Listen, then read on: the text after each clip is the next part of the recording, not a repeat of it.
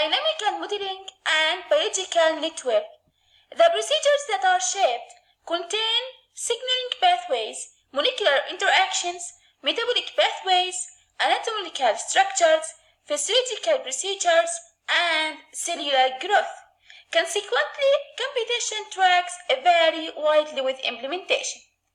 To grasp a framework, you demand to perturb it. This precept underlies most of the experiential sciences and demonstrates why our profoundness of perception of biological frameworks has been broadly specified by the accessibility of materials that can be utilized to disrupt them.